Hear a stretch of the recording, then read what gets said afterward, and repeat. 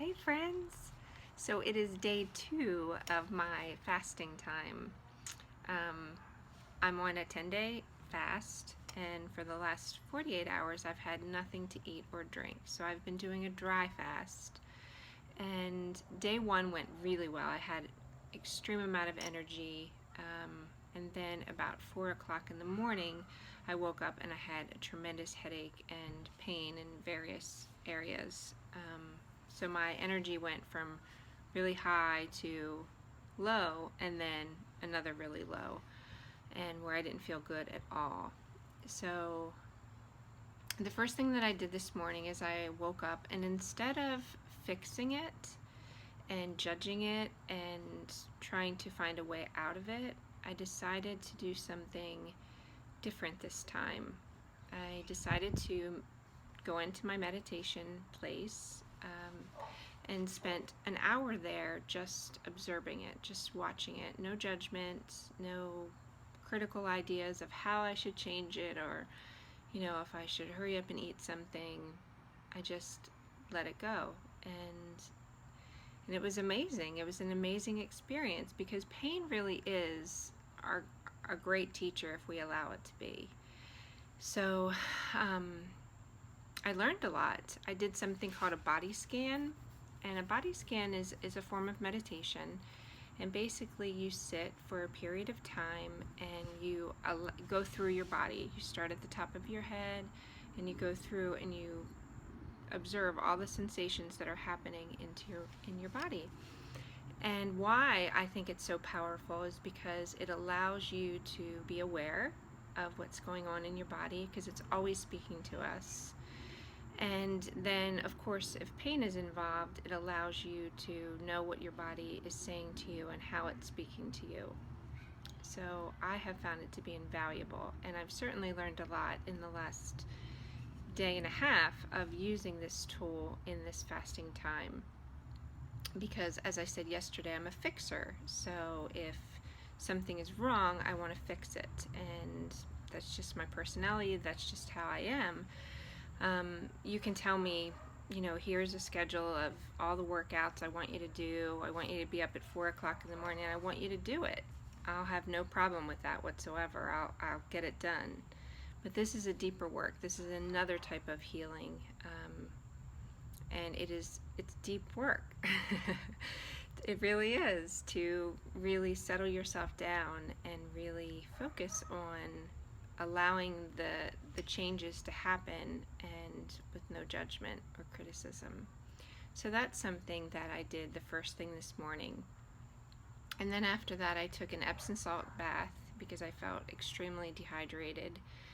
And I know I just used the word extremely, so I know that there's some water fasting police out there. But I mean extreme in the sense that I felt depleted of energy, and I really needed to restore that without affecting what it is that my plan was, because I didn't want to take a detour from my plan. So that's what I did. I took 2 cups of Epsom salts and put it in hot water and sat in it for a period of time, and I felt better almost immediately. I also haven't been using anything on my skin except for Dr. Bronner's.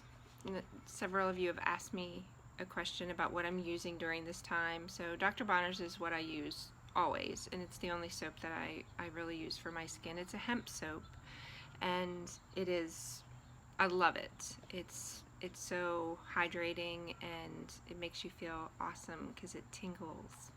So this is what I use for my showering.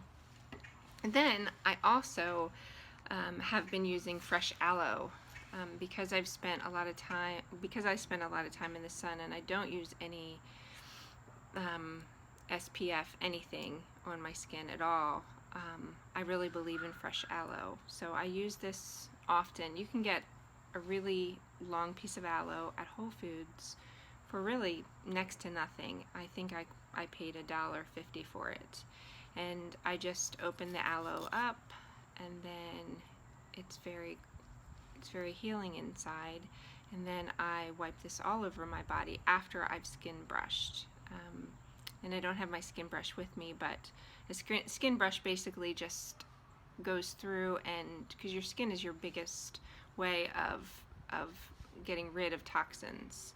So because of the toxic environment that we live in today's society, our skin carries a lot of those toxins. And so skin brushing really helps your body breathe. It helps get rid of toxins easier. So I'm a firm believer in it. And it also helps with cellulite or any other issues that you're having, especially carrying weight in a certain area. So skin brushing, I love it. So anyway, so then I just make sure that I take this, and I only use about a piece of aloe like this, and I just rub it all over my body, and it hydrates you. So I highly recommend it, especially if you're doing some kind of fasting. So let's see, what else? What else has changed? I feel like my skin is continuing to look better and better. I have a headache, and I never have a headache, so that's difficult for me. I do have pain in certain areas of my body, but like I said, I think that that's a good thing. I think that my body is working on something, especially where I had my back surgery and in various areas. But I don't have any pain in my kidney area, which several people have asked me about with dry fasting. I don't have any, I haven't had any sensation there at all, so I've been really fortunate about that. So I think that is what I really have done. I made sure that I'm not reading there's no negative in my schedule whatsoever. If something is negative, I leave it out.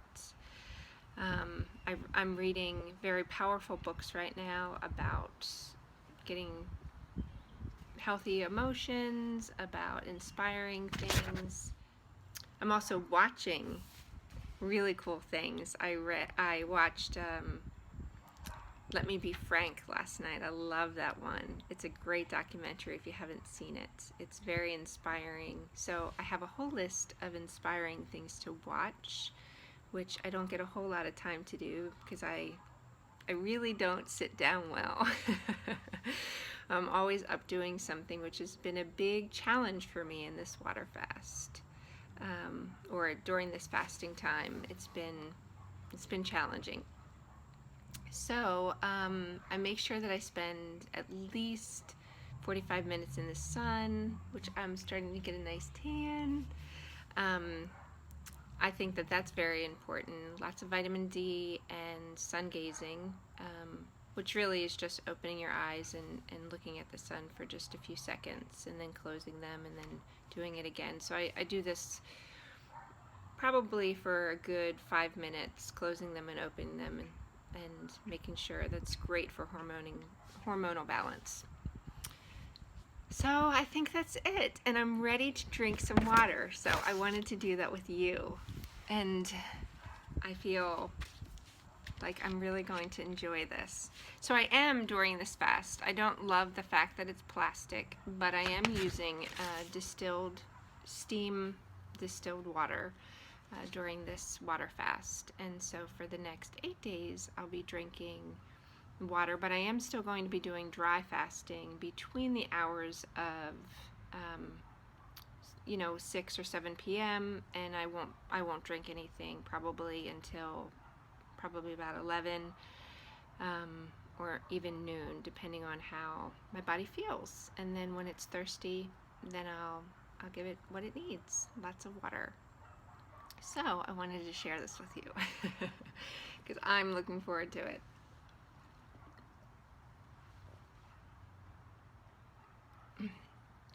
So good. It's amazing what we take for granted. It's so good. I'm just going to just take a little sip right now and just continue to sip on it for for the next hour and not rush my body into anything. Feels so good. One of the things that I really have learned in this fast so far is that we really don't need as much as we think we do.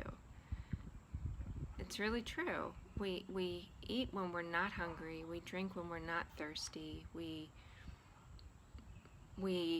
set our clocks according to breakfast, lunch, and dinner, thinking that we name them, and then we think that we have to eat because it's time to eat, instead of saying, am I really hungry? Am I really thirsty?